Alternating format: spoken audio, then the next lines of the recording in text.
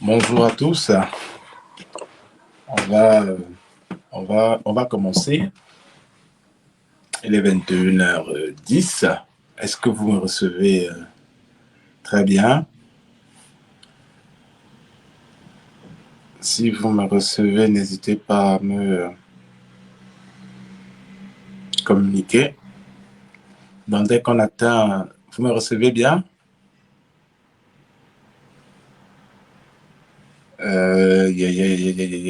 Ok. On commence dans approximativement 60 secondes. Je sais que c'est vendredi, donc je ne vais pas vous prendre votre soirée. Non, il va falloir que les gens soient polis. Donc, tous propos qui seront jugés mal placés, les personnes seront automatiquement bloquées. Parce que on peut avoir des désaccords, vous-même vous voyez très bien, mais on reste toutefois courtois. C'est très important et ça permet de construire une société un peu plus civilisée. Donc, déjà, je tiens à souhaiter aux uns et aux autres bonne année. Meilleurs vœux à vous et à vos familles. Autre chose, je ne pense pas qu'il faille attendre quelque chose d'important demain, lors de l'allocution de M. Biya. On aura droit à un chapelet de promesses, mais également de réalisations qu'on ne voit pas sur le terrain. Donc, ce qui est évident, c'est que M. Biya a manifestement fait son temps, ainsi que son régime, et il ne peut plus rien nous apporter. Donc, aujourd'hui, on va, euh, on va discuter de deux sujets. Le premier sujet, c'est le sujet qui a fait couler beaucoup d'encre cette semaine, mais également depuis la fin de la semaine dernière, notamment la visite de Maurice Kamto au palais de Toudi. Et le deuxième sujet, c'est le Chan, on va dire le Chan, la participation du Cameroun, le conflit qui oppose aujourd'hui Samuel Eto'o aux Algériens. Donc, s'agissant du premier sujet, dans une république normale, dans une république où des gens font de la politique en se respectant et, et sont honnêtes avec eux, la visite de Kamto au palais d'Etoudi n'aurait été qu'un banal épisode dans la vie politique d'un État. Parce que en démocratie, en réalité, il est du devoir des gouvernants d'écouter et de discuter parfois avec leurs opposants. Même aux États-Unis, où on a des clivages assez profonds entre la droite, la gauche, entre les démocrates et les républicains, vous-même, vous avez régulièrement observé qu'ils discutent pour faire passer un certain type de loi. Donc, discuter avec son adversaire politique, c'est même ça l'essence même du jeu politique, c'est même ça l'essence de la démocratie. Donc, le fait que Maurice Kamto se rende au palais d'Etoudi n'est pas mauvais. Je me souviens à l'époque, Foundi également avait été reçu, pour ceux qui suivent l'actualité politique, avait été reçu au palais d'Etoudi en personne par M. Biya, et ça avait été même salué, la critique avait été saluée à cette époque-là. Mais aujourd'hui, on est dans un contexte un peu plus différent, où le régime de Yaoundé, depuis les élections de 2018, a travaillé patiemment, poliment, non seulement à renforcer les clivages entre les Camerounais, mais également à créer des lignes de fracture presque irréconciliables. C'est la raison pour laquelle vous avez eu cette montée dans l'opinion publique d'un sujet qui qui peut être banale. On sait par exemple qu'en France, Macron lui-même a révélé qu'il reçoit souvent et consulte, y compris ses adversaires politiques. Mais pour être plus direct, pourquoi Maurice Kamto s'est rendu au palais d'études? Monsieur, comme le MRC l'a dit, Kamto était porteur d'un courrier. Ça aussi, déjà, les gens le savent. Mais quelle était donc la teneur de ce courrier? C'est ça le plus important. Quelle était la teneur du courrier que Maurice Kamto a ramené au palais de l'Unité? Ce courrier, pour ce qu'on sait actuellement, portait sur l'affaire Bakassi. Pour beaucoup de Camerounais, l'affaire Bakassi est réglée. L'affaire Bakassi est oubliée. Mais ce n'est pas le cas en réalité. C'est parce que nous ne suivons pas ce dossier. On sait également que Maurice Kamto a été un acteur déterminant de la victoire du Cameroun face au Nigeria à la Cour internationale de justice en 2002. Ces décisions historiques et qui avaient été saluées par Kofi Annan, qui d'ailleurs jouait le rôle à la fois de médiateur entre les différentes parties, mais il travaillait également à apaiser les tensions. Et c'est à la suite donc de cette victoire, si vous vous souvenez, Maurice Kamto entre au gouvernement en 2004 comme ministre délégué auprès du ministre de la Justice. Nous sommes en 2004. Mais pour faciliter l'implémentation de l'arrêt de la Cour internationale de justice de 2002, il y a une commission mixte entre le Cameroun et le Nigeria qui est mise sur pied. Le travail de cette commission est en réalité de suivre le processus à la fois le processus de démarcation de la frontière, parce que c'est comme c'était un territoire discuté entre les deux parties, il devenait important, après la décision de la CIJ, de tracer définitivement la frontière qui devra séparer le Cameroun et le Nigeria.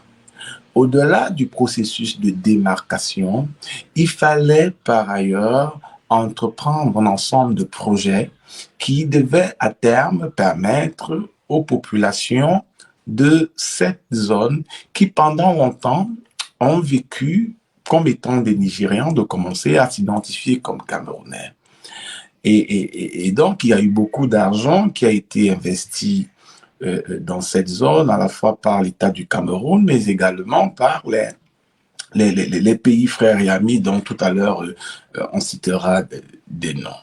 Dans le cadre donc, de cette démarcation, le principal travail de Maurice Kamto au ministère de la Justice consistait à veiller à l'application de cette résolution. Mais voilà 20 ans.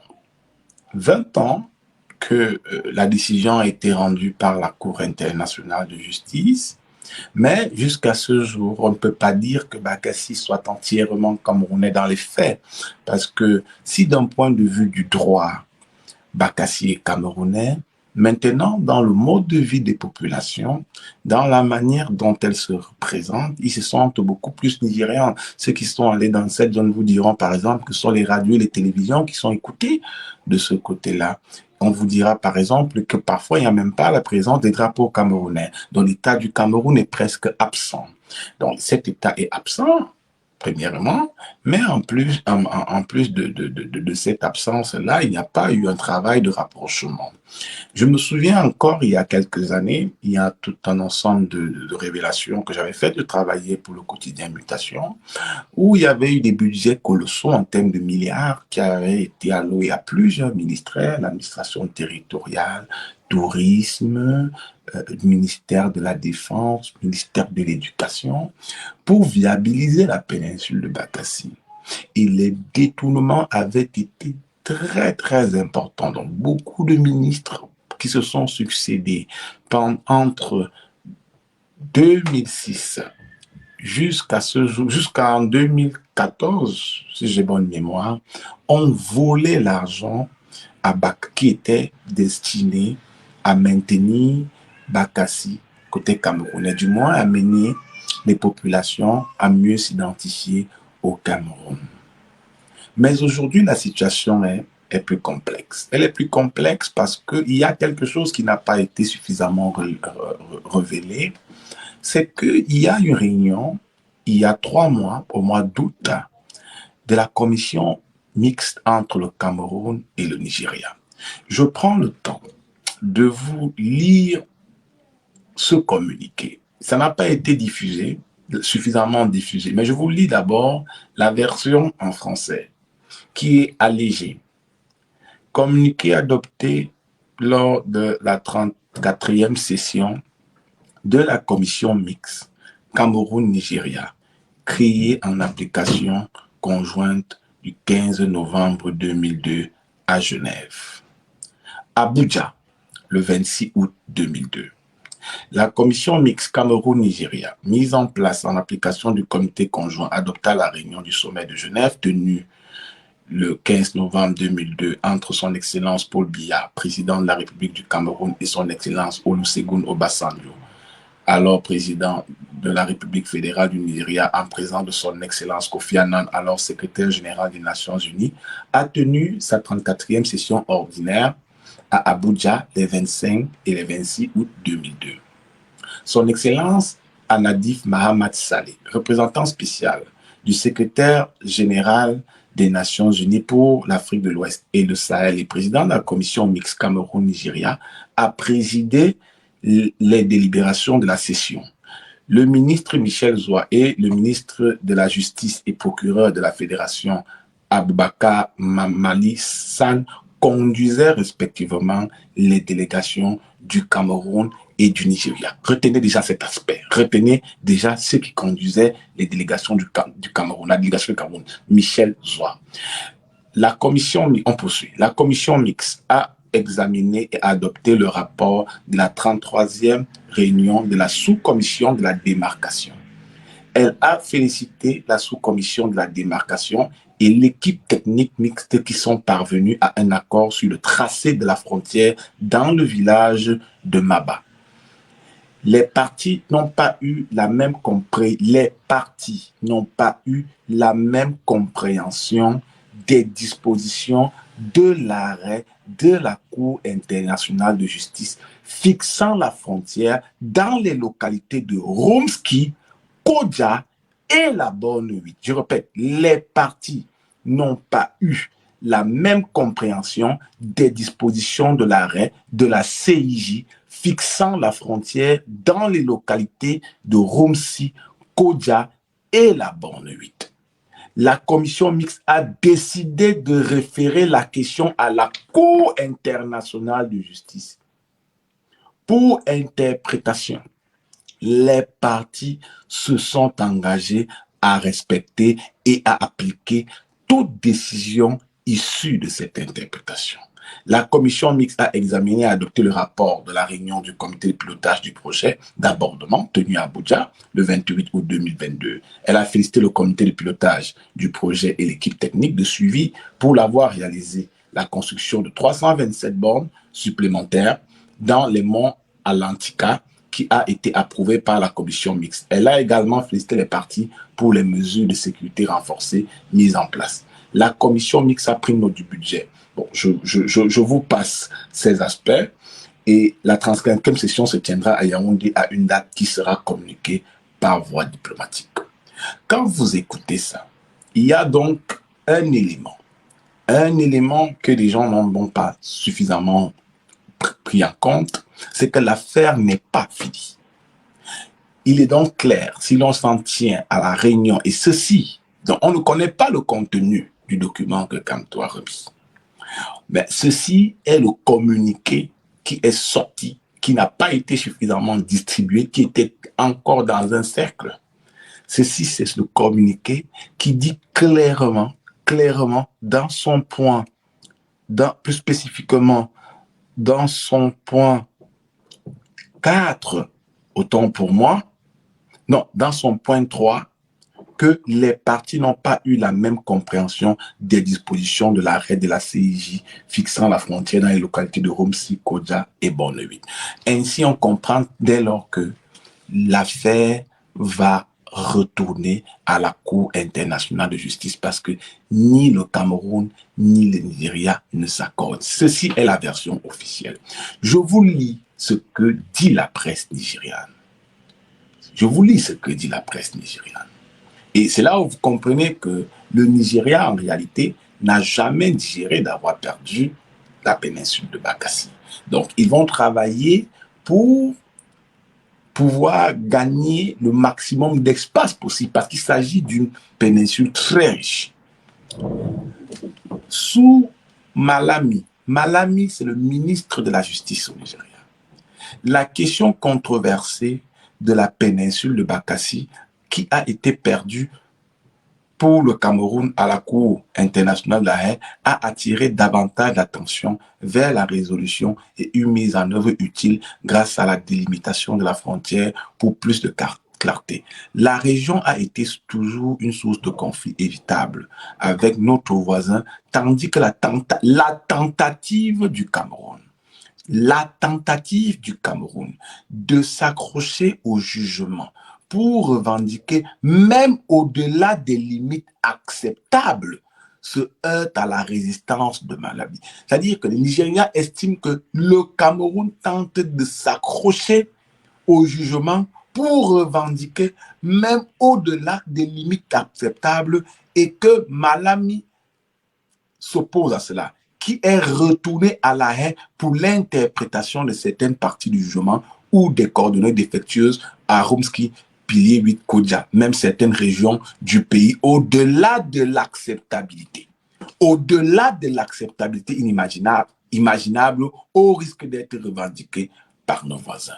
C'est-à-dire que pendant que nous, au Cameroun, nous sommes en train de jouer, nous sommes en train de nous distraire, nous sommes en train de nous entretuer, de mettre en prison des individus qui manifestent pacifiquement, je parle là des prisonniers politiques.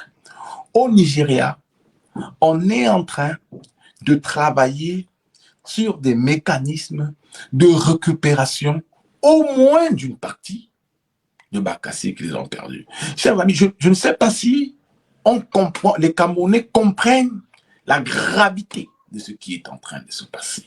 Donc, on a là donc l'une des victoires du Cameroun,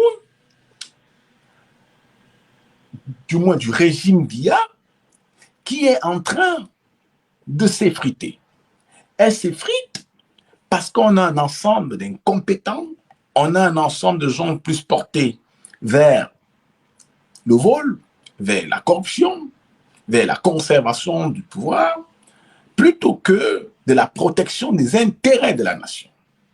Et là donc, ce problème qui touche les enjeux liés à la souveraineté nationale se retrouve aujourd'hui devant la Cour internationale de justice. Donc, le Cameroun, on ne peut même plus dire, c'est-à-dire qu'on va encore attendre que la Cour internationale de justice se prononce de nouveau sur au moins ces 3 territoires. Mais ces 3 territoires ne sont pas des territoires fortuits. Ce sont des territoires très riches qui sont donc potentiellement des ressources pour ces différents États. Et le Nigeria ne compte pas perdre ces espaces. Donc, on va retourner à la Cour internationale de justice. Et les Nigérians déjà commencent à faire pression. Mais qu'est-ce qui est intéressant? Et tout à l'heure, je vous demandais de retenir les noms de ceux qui conduisent la délégation. Vous avez donc vu que au Nigeria, celui qui est à la tête de la délégation, c'est qui conduisait la délégation qui est allée s'asseoir pour discuter et négocier des intérêts nationaux. C'est M. Aboubakar Malami. Aboubakar Malami, qui est ministre de la Justice et procureur général de la Fédération du Nigeria. Donc, les Nigérians ont envoyé le ministre de la Justice et procureur pour aller négocier avec la partie camerounaise. Mais qui représente la partie camerounaise? C'est un certain Michel Zoua. Qui est Michel Zoua? ancien ministre des Sports et professeur du lycée. C'est-à-dire qu'il y a quand même des choses sur lesquelles les Camerounais doivent s'indigner. Les Camerounais doivent s'offusquer. Il y a des choses qui relèvent de l'inimaginable. On ne peut pas traiter des affaires aussi graves, des affaires qui engagent la vie de toute une nation, des affaires qui portent sur des intérêts géopolitiques, géostratégiques, économiques aussi importants, et les banaliser simplement.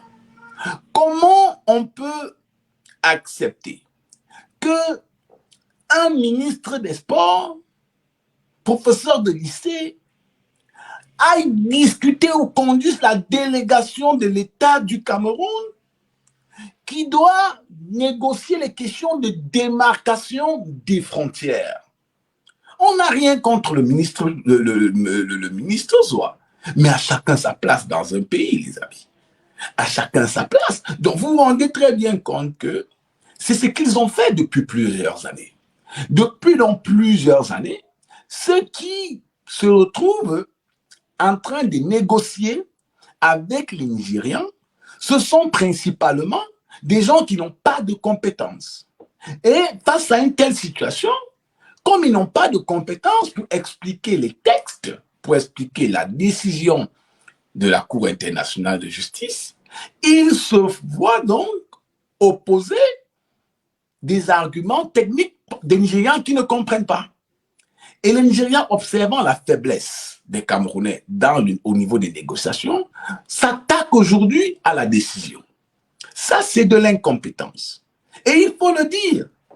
Donc, ce qu'on sait, c'est que Maurice Kamto, au courant de la situation et de ce développement, parce que la Cour internationale de justice a déjà été saisie dans cette affaire au moment où nous parlons, Maurice Kamto a déposé un courrier. D'après certaines sources, le courrier pourrait contenir ce que le gouvernement du Cameroun doit faire. Parce que Kamto est la personne la plus habilitée, notamment il a conduit, techniquement, la délégation camerounaise qui a permis au Cameroun de gagner Bakassi.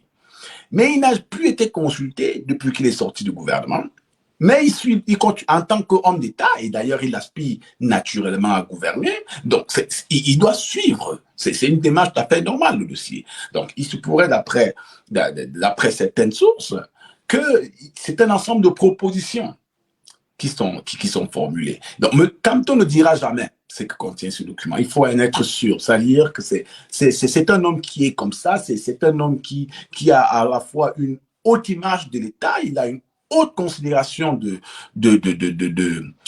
la fonction de chef d'État, de la gestion des affaires d'État. Donc, il ne dévoilera jamais le contenu de cette lettre. Mais ce qu'on sait, c'est que c'est sur Bakassi. Donc, vous voyez très bien que ce n'est pas un jeu. C'est-à-dire que les gens ont tenté d'épiloguer. Ils ont tenté de rire. Le fait que le ministre de l'époque, qui a principalement suivi ce dossier, puisse se rendre au palais. Pourtant, cohérent avec lui-même, Kamto montre par contre, en se rendant à la présidence, déposer un courrier sur cette affaire, il montre qu'il est un vrai patriote. Au lieu de chercher à polémiquer inutilement, au lieu de s'engager dans des railleries, les Camerounais devaient plutôt s'indigner du laxisme, devaient plutôt s'offusquer du fait que ceux qui ont en charge de la protection de leurs intérêts les abandonnent.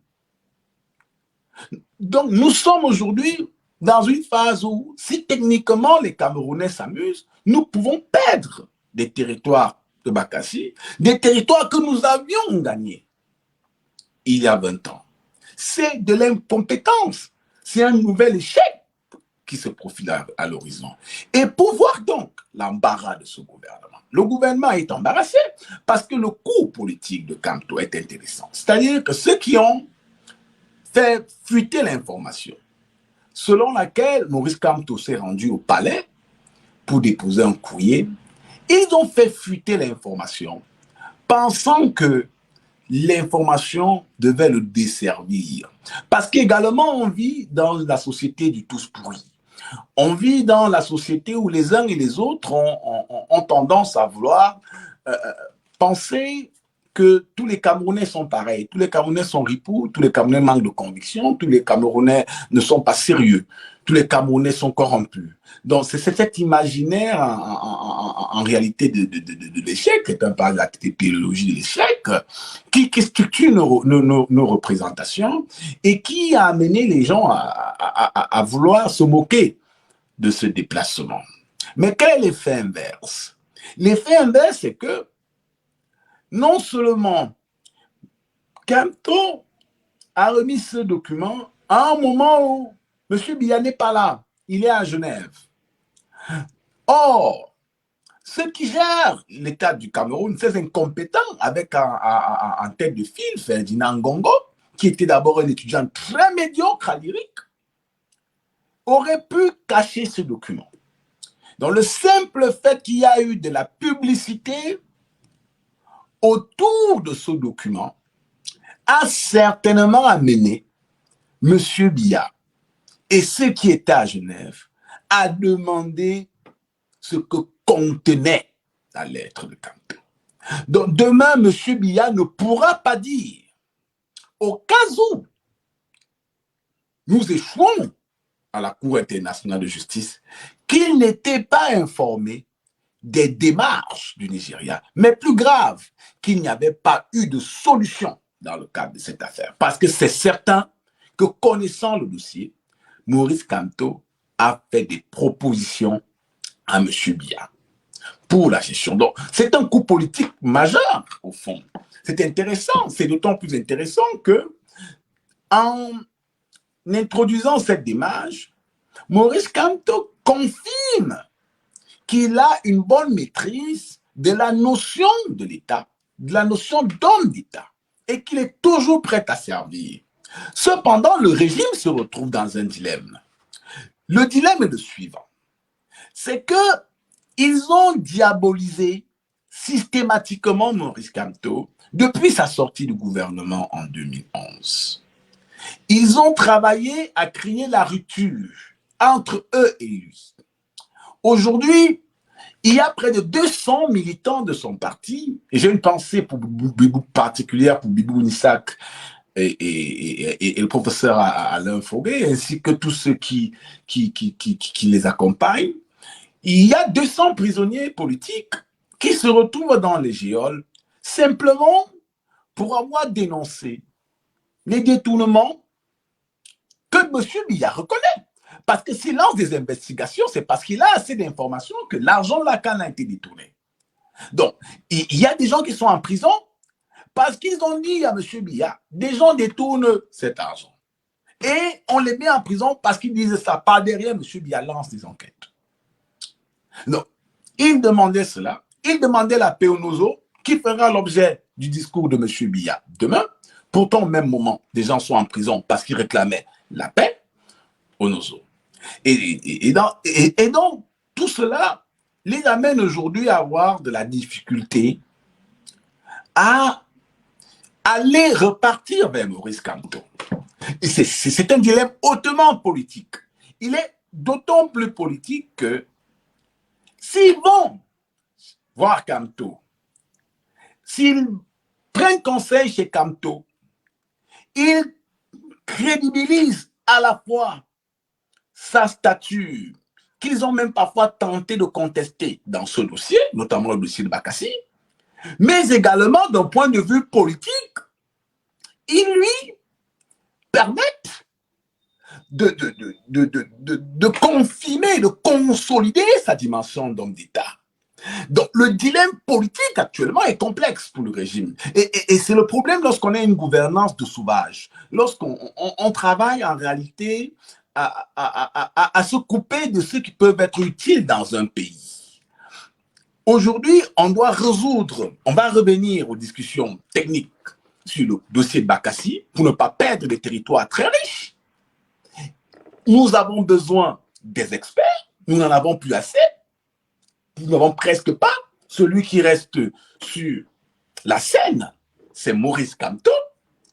Mais comment faire pour repartir? Et pour vous dire la complexité qu'il y a dans cette affaire, c'est que, c'est vrai qu'au-delà même de la complexité, c'est qu'il y a même de l'insouciance, du mépris, vous voyez, et peut-être également de l'incompétence, parce que le fait qu'on envoie même Michel Zoua déjà traduit un niveau d'incompétence. Au-delà de l'insouciance, il y a également de l'incompétence, de la bêtise. Mais pour vous dire politiquement, c'est que dans un gouvernement sérieux, dans un pays sérieux, vous aurez eu le ministre de la Justice qui serait allé. Vous aurez eu un gouvernement qui aurait commencé à contacter des experts pour dire nous avons une bataille juridique qui se profile à l'horizon pour la souveraineté du pays. Et qu'est-ce qu'on fait? Vous aurez eu le ministre de la Communication qui serait déjà sorti faire une précision sur l'affaire. Ou encore en compagnie du ministre des Relations extérieures. Parce qu'on parle quand même de l'une des plus grandes victoires diplomatiques. Vous savez, cette décision avait été accueillie favorablement, avec beaucoup d'enthousiasme par la communauté internationale, parce que elle entrait dans le sillage de la matérialisation d'un règlement des conflits frontaliers entre acteurs, non plus par la guerre, par la violence armée, mais par la discussion et par le droit. Donc, or là, on avait donc cette belle victoire diplomatique et politique, mais qui peut être remise en cause. Et que va faire le régime de M. Biya? Que va faire le régime de M. Biya? D'autant plus que ils ont à la fois honte, ils ont peur de donner une position à Kamto qu'ils ont toujours tenté de retirer. Or, aujourd'hui, ils sont dos au mur. Donc, le principal bénéficiaire, en réalité, s'il n'avait pas publié cette photo, s'il n'avait pas voulu humilier Maurice Kamto, le sujet n'aurait peut-être jamais été à l'ordre du jour. Peut-être qu'on n'en parlerait même pas. Beaucoup de Camerounais n'auraient même pas été au courant qu'il y a en réalité une procédure qui va s'ouvrir au niveau de la CIJ. Mais en publiant la photo, ils ont crédibilisé l'affaire et ils ont placé le régime dans une certaine ambiguïté. Donc, on ne sait pas ce qui va se passer. On annonce la prochaine réunion sur Bakassi à Yaoundé. Ce sera la 35e session. C'est clair que des choses vont évoluer. Peut-être Maurice Kamto sera consulté. Mais il est évident que le régime ne se sent pas bien. Le régime ne se sent pas bien. Mais l'incompétence de ce régime peut nous coûter cher. Et je dis, il est inadmissible que pendant qu'autour d'une table, le Nigeria est représenté par son ministre de la Justice, on va chercher un professeur de lycée, ancien ministre, pour venir discuter de Bakassi, les amis. C'est même indécent intellectuellement. C'est-à-dire que ceux qui gèrent ce pays, Gongo et sa clique, ont un tel niveau de mépris pour l'État. Ils ont un tel niveau d'insouciance. Ils ont un tel niveau d'absence de considération pour les intérêts de la République que c'est simplement indécent. On ne peut pas vouloir vendre un pays de cette manière. À un moment donné, des gens devront rendre compte des actes qu'ils prennent. Même ce sur quoi M. Biya pouvait se vanter, malgré ses 50 ans, ses 40 ans de pouvoir, ils sont en train de détruire cela. Parce qu'il y a un risque. Le risque, c'est que si vous avez au Nigeria, dans les prochaines années, un gouvernement d'extrême droite, un gouvernement réactionnaire, ils peuvent arriver là et dire qu'ils n'accepteront pas la décision de la CIJ. Et donc, on va repartir potentiellement dans cette configuration-là vers un conflit militaire. Mais pourquoi on en est arrivé là? Parce que pendant 10 ans, parce que depuis que Kamto est sorti du gouvernement, ces gens qui nous gouvernent ont abandonné un dossier aussi important, un dossier, un espace où il y a autant de ressources pour se concentrer à piller l'État à Yaoundé. Voilà donc pourquoi Kamto s'est rendu au palais. Vous comprenez donc que ça ne peut pas être un sujet de raillerie. On ne peut pas jouer, on ne rit pas de tout. On ne rit pas de tout dans la vie. Il y a des enjeux qui couvrent des générations et des générations de Camerounais. Et parfois, il faut se battre pour les préserver. Je pense que nous avons assez, ou d'une certaine manière, largement épilogué sur cette affaire. Et aujourd'hui que les choses sont plus claires, il est temps que nous observions dès lors comment le gouvernement réagira ou comment les autorités de Yaoundé réagiront. Maintenant, nous allons passer à un sujet qui est passionnant et je comprends que les uns et les autres aient parfois des réactions prédues. Le sujet du président de la FECAFOOT, Samuel Eto'o. Je tiens déjà, et je répète juste, beaucoup de gens qui insultent seront chassés, sans ultimatum, sans rien. Donc, je vous dis, si vous ne voulez pas être des gens courtois, si vous ne voulez pas être des gens sérieux, on peut être donc divergents, mais on se respecte. La preuve en est que malgré toutes les insultes que vous envoyez sur le sujet de la FECAF, très peu sont chassés. Parce que je tolère vos points de vue et je suis d'accord que nous puissions ne pas être d'accord. Oui. Et donc, en début de semaine, il y a eu donc cette affaire du CHAN. Le CHAN, c'est le championnat d'Afrique des Nations qui se tiendra en Algérie. Et donc,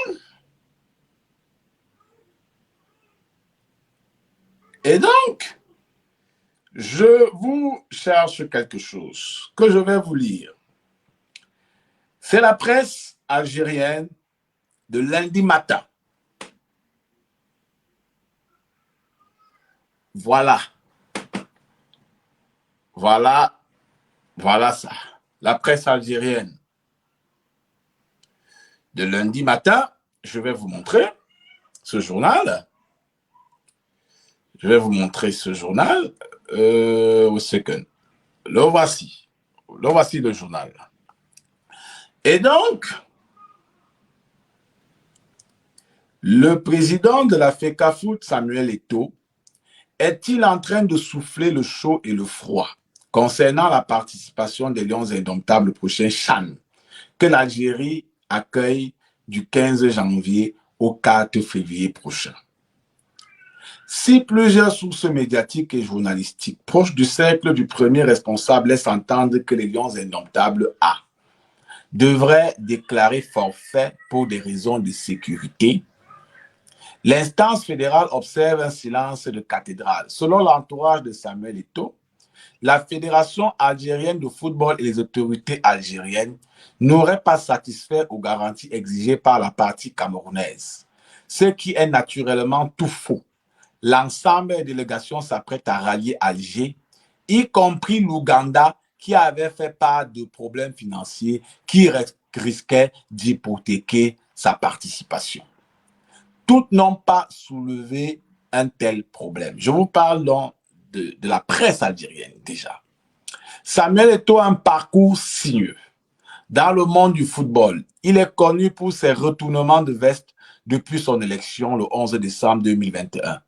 Proche de l'ancien président malgache Ahmad Ahmad, suspendu par la FIFA, il l'avait laissé sur la paille après avoir revêtu un court moment le costume du premier opposant au président de la FIFA, Gianni Infantino, et à celui de la CAF, Patrice Motsepe. Mais conscient qu'il pouvait connaître à tout moment le même sort, le Camerounais est rentré dans le rang pour faire désormais profil bas. Il ne rate pas une seule occasion pour rappeler son allégeance à Gianni Infantino, furieux par son comportement de voyou contre le youtubeur algérien Saïd Mamouni à Doha. Mais si la FIFA s'est gardée du moindre commentaire sur cette agression, au stade 974, dans ses coulisses, on rappelle que le dirigeant africain est classé dans la catégorie des bad boys. Il traîne beaucoup de casseroles et tôt ou tard, il passera à la caisse. Il en a été ainsi pour l'ancien président de la Fédération guinéenne de football, Manuel Nascimento, qui a écopé de 10 ans d'interdiction pour beaucoup moins. Aujourd'hui, devant la multiplication des scandales depuis sa prise en main de la FECAFOOT, Samuel Eto'o, ce lion devenu brebis, ne fait que ternir l'image du football de son pays. Le soi-disant forfait au CHAN est destiné à la consommation locale pour faire diversion à la suite de l'élimination précoce des Lions indomptables mondiales. Point barre. Le 13 janvier prochain, à Alger, ce sera le coup d'envoi du rassemblement de la jeunesse africaine avec ou sans le Cameroun. Je continue. Vous avez cet article. L'autre bataille, c'est du Bonbon Dioya Samuel Eto'o. Parce que les Camerounais doivent parfois chercher à voir des choses au-delà de ce qu'elles se présentent. Alors qu'aucune communication officielle de la FECAFOOT n'est venue étayer ou démentir les affirmations de certains journalistes proches de Samuel Eto'o, quant au retrait des Lions indomptables du Cameroun du prochain CHAN, la campagne en faveur du retrait continue. Côté algérien, plusieurs sources ont affirmé à Botola n'avoir rien reçu en ce sens. Selon nos informations, la FECAFOOT a saisi la CAF afin de lui faire part de ses inquiétudes, des inquiétudes renforcées après l'agression filmée d'un jeune youtubeur à Doha par le président de la FECAFOOT en marge de la dernière Coupe du Monde. Cependant, la pression exercée par l'agresseur Samuel Eto'o pour obtenir le feu vert des autorités camerounaises met mal à l'aise Sédou Mbombo Dioya, l'ex-président de la FECAFOOT, quatrième vice-président de la CAF et président de la commission d'organisation du CHAN, battu par Samuel Eto'o lors des élections de la FECAFOOT. Sédou Mbombo Dioya ne partage pas les positions de son successeur et ne peut, en tant que Camerounais en charge de l'organisation du tournoi, accepter que son équipe déclare forfait un nouveau bras de fer entre les deux et les deux approches souvent discordantes à deux niveaux de responsabilité. Vous voyez donc là que vous pouvez parfois rire. Vous pouvez parfois rire. Je vous ai dit tout à l'heure par rapport on ne rit pas de tout. Et les actes que vous posez ont des conséquences. Parfois plus larges. Vous pouvez voir dans ces deux articles de la presse algérienne et la presse dans un pays permet de mesurer l'état d'esprit de l'opinion dans ce pays. C'est très important ce que je vous dis. C'est-à-dire que quand vous analysez la manière dont les textes sont produits sur Samuel Eto'o, quand vous voyez les adjectifs, les adverbes, les synonymes, les allusions, les non-dits, les sous-entendus du discours, vous pouvez très bien comprendre que l'opinion algérienne est très en colère contre Samuel Eto'o. Et ce n'est pas une petite affaire. C'est l'une des rares fois dans l'histoire du Cameroun, et il faut le rappeler, qu'on a la fédération du Cameroun qui en porte à faux avec un pays frère et ami. On y revient tout de suite. Donc, ce n'est pas une petite affaire. Et pour ceux qui connaissent très bien les Algériens et tout, ils savent que quand c'est comme ça, il faut faire très attention. Il faut faire très attention. L'Algérie d'abord. Je me souviens encore comme il y a quelques heures. Après l'agression idiote Je dis bien, elle était idiote, cette agression. L'agression idiote de Dadi Camara sur le youtubeur algérien, il se passe que des Camerounais, parfois bien pensants a priori, se sont permis de faire l'apologie de la violence, se sont permis de dire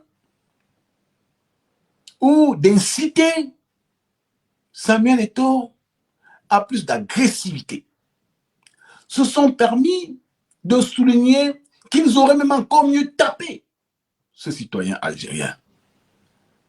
Vous avez eu des stars de la chanson, des acteurs politiques, et vous vous demandez comment des gens ont un tel niveau de mendicité qu'ils sont prêts à remettre en cause les valeurs les plus élémentaires de la vie en société.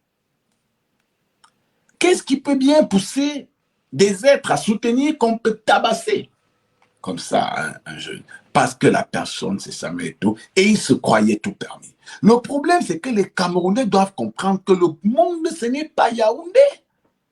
Le monde, ce n'est pas Douala, où vous avez n'importe quel féman, n'importe quel bandit, n'importe quel voyou qui peut se lever comme ça parce qu'il a une ou deux relations, il vous fait arrêter, il vous fait enfermer, il vous tabasse en toute impunité.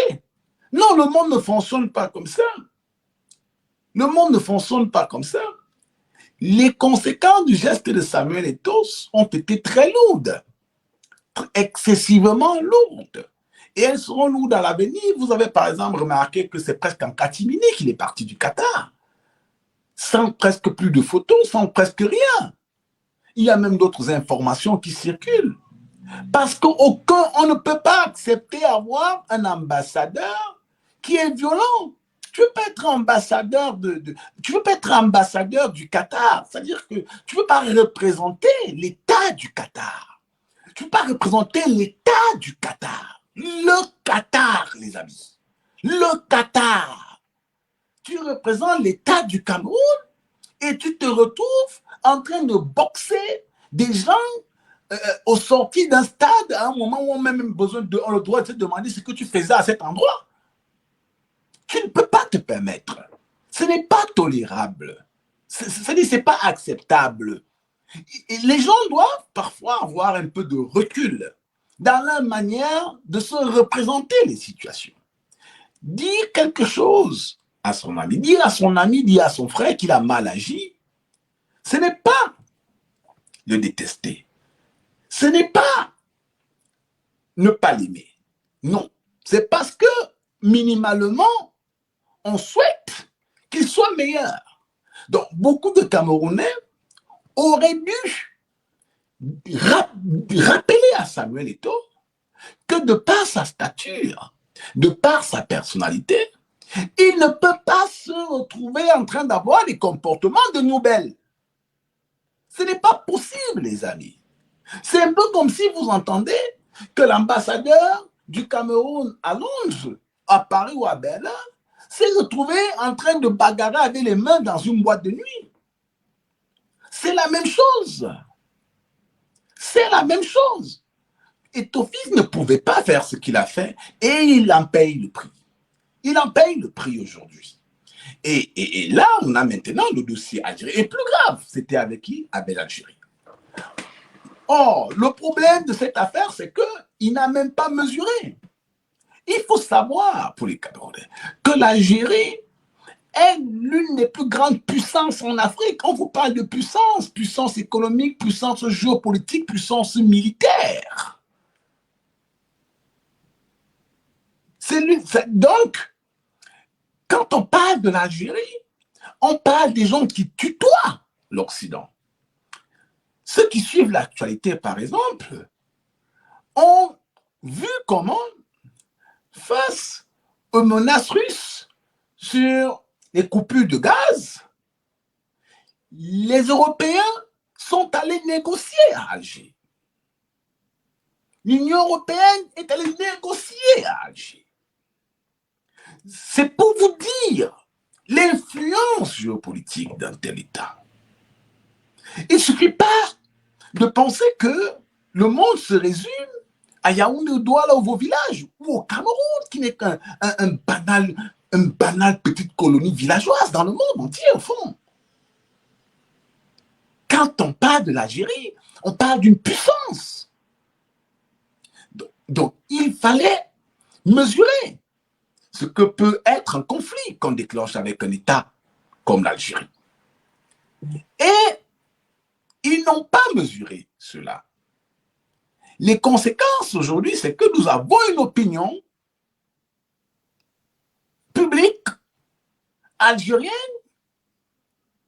qui est hautement remontée contre le président de la FECAFOOT. Je ne vais pas dire contre les Camerounais.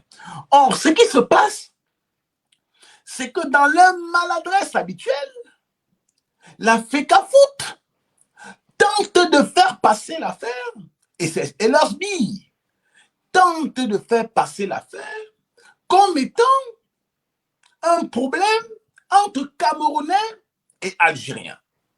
Il n'y a pas de problème entre Camerounais et Algériens. Le football génère des passions, le football rassemble, tout comme le football peut créer des tensions, des inimitiés. Mais il n'y a pas de problème entre Algériens et Camerounais, qui sont d'ailleurs des pays frères et amis, qui entretiennent des relations très anciennes, qui remontent même à la lutte nationaliste. Non, on ne peut pas. Et si vous avez vu le communiqué, vous avez vu le communiqué du président de la Fédération camerounaise de football, c'est un communiqué qui tente de consolider cette fausse idée selon laquelle les Algériens sont en guerre contre les Camerounais. Non, ce n'est pas vrai. Ce ne sont pas les Camerounais qui sont en guerre avec les Algériens. Donc, la FECAFOOT a tactiquement tenté de fabriquer une telle idée. Et comme on dresse son lit, c'est comme cela qu'on se couche. Parce que, à force de vouloir créer un problème entre les Camerounais et les Algériens, vous avez réussi à créer un problème qui n'existait pas, au fond. Et même les Algériens se saisissent maintenant du problème, qu'ils essayent de l'instrumentaliser ou de poser sur la table. Mais quelles sont les 3 erreurs fondamentales, pour me résumer? La première erreur part de Blida. Il y a beaucoup de choses qui se disent sur Blida. Je ne peux pas parler de ce que je ne connais pas. Mais ce que je peux dire de l'après-Blida, c'est qu'il y a une mauvaise communication. Lorsqu'on est un président de fédération, lorsqu'on a une stature internationale, on doit avoir la capacité d'envoyer des messages qui rassemblent, des messages qui construisent la cohésion. On doit pouvoir discuter, y compris avec des gens qu'on n'aime pas, y compris avec des gens avec lesquels on est en conflit. Ça, c'est quand on a une telle stature. Parce que ce n'est pas tout le monde qui a ce type de responsabilité. Mais après Blida, au moment où il fallait calmer le jeu,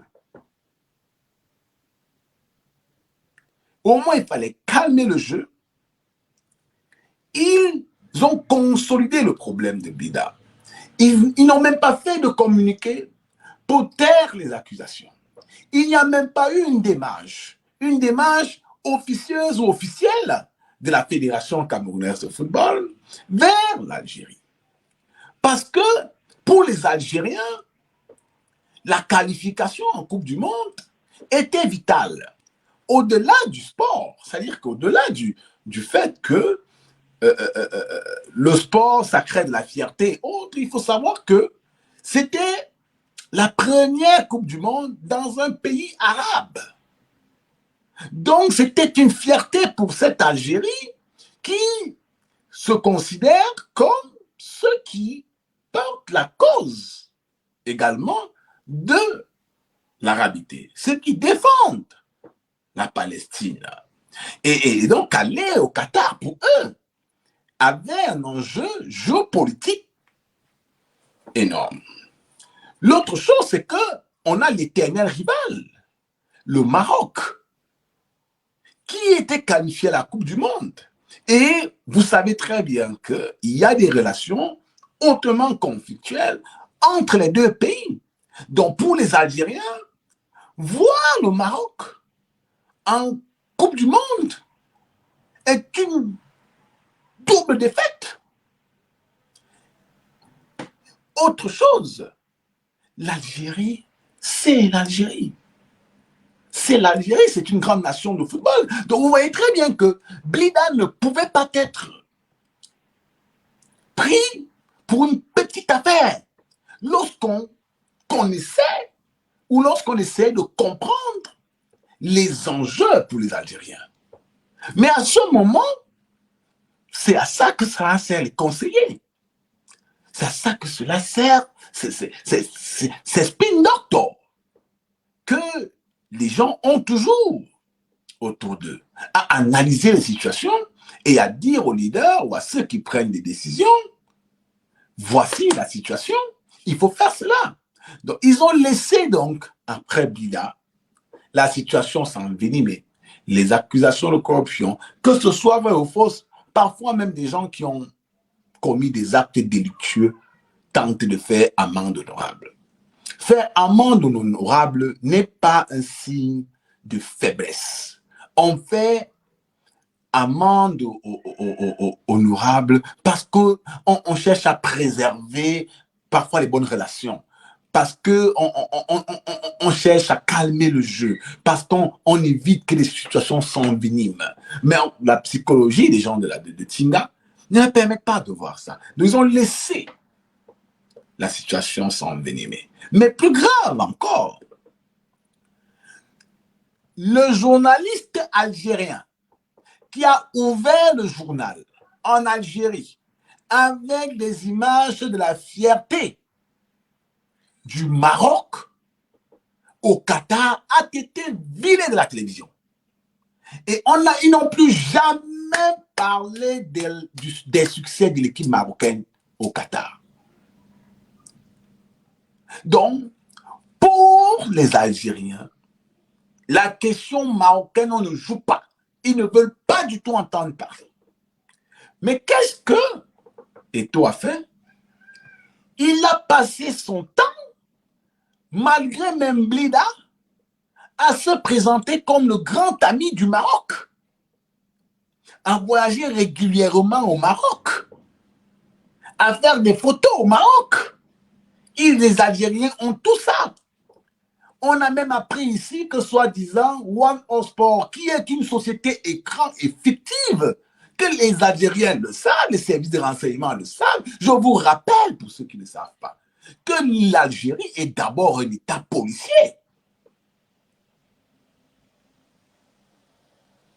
L'Algérie est d'abord un État policier. C'est-à-dire que ce sont des militaires qui tiennent le pouvoir.